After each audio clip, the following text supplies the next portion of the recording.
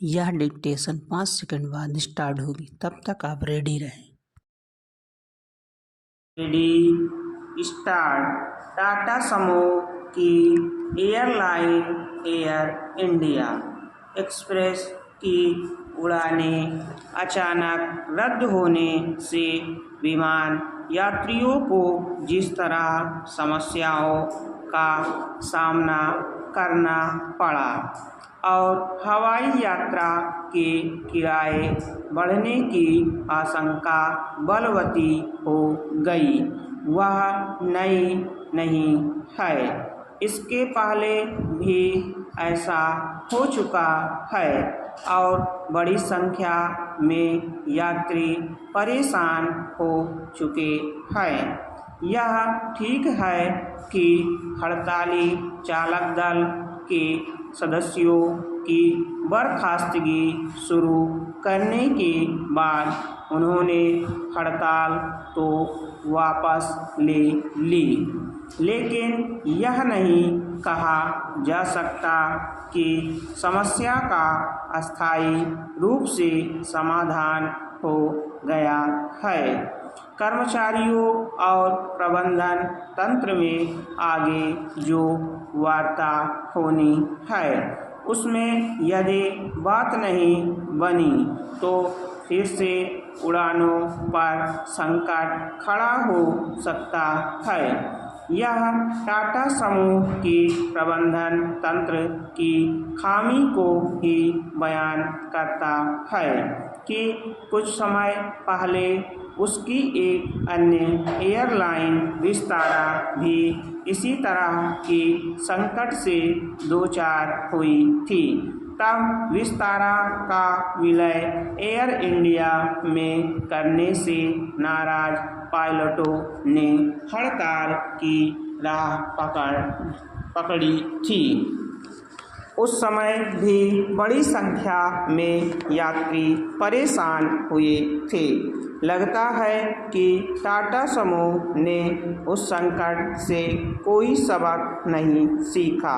अब air India express के चालक दल के सदस्य समूह की एक अन्य एयरलाइन एयर एशिया में विलय से क्षुब्ध हैं। वे अपनी सुविधाओं और वेतन भत्तों में कटौती की आशंका से ग्रस्त हैं। समझना कठिन है कि टाटा समूह एयर इंडिया एक्सप्रेस के कर्मचारियों की आपत्तियों से परिचित होने के बाद भी उनका समय रहते समाधान क्यों नहीं कर पाया।